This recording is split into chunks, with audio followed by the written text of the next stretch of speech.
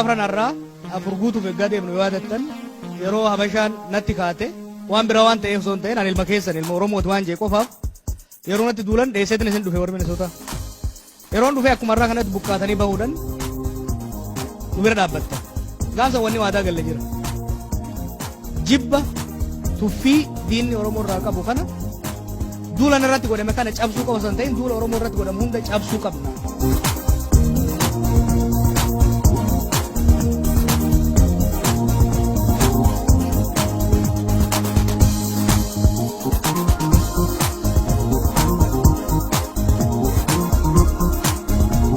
gargaarsa keessaniin waadaa san wani rabbiillee galateeffadhu waadaa san osoo nyaatin ji'a jahatti OMN gadi dhaabnee qilleensarraan isinii baafna.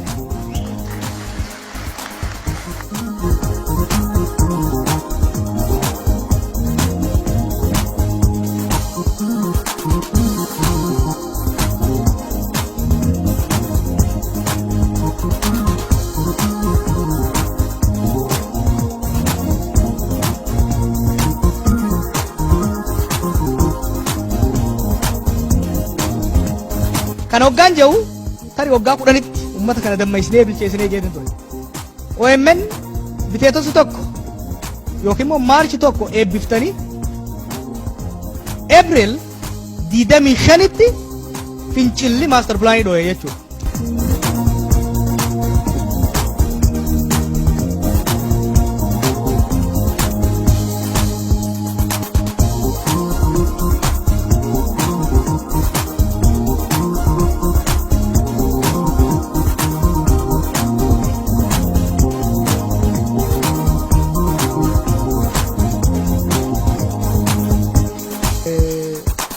Haalli qilleensaa xiqqoo confuse akka naman goone miidiyaa qabaachuun olaantummaa miidiyaa diinaa cabsuun bu'aa inni qabu isin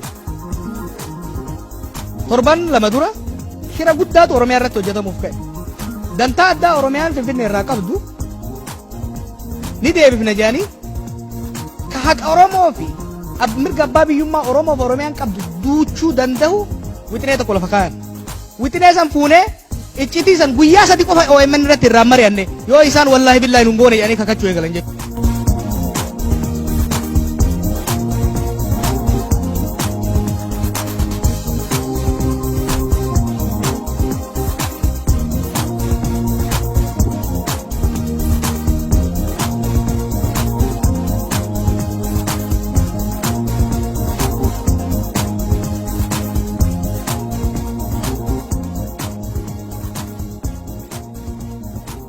Dan irra deemnu yeroo guyyaa sadi qofa keessatti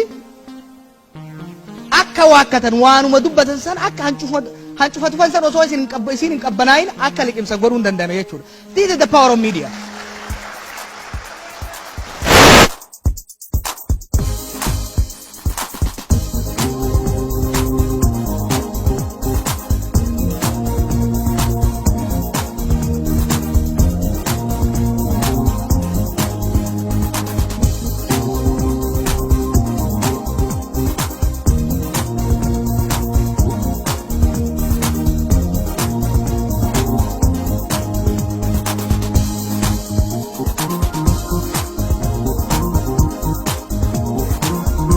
Baabura qabsiifaman lafti isaanii ta'uu diddee way waatanii dadhabanii miilaan gara Finfinnee hoggaa deeman nu qunnaman. Guyyaa lama irraa haasofnaan guyyama takkitti nu irraa haasofneen itti aanaa pirezidantii fi wanni silaa obbidiyoo jedhamte takkitti hin hafne jimma dhayitee uummata miilarra kadhattee muularra buutee kadhataa jirti har'a. Dhagayaa.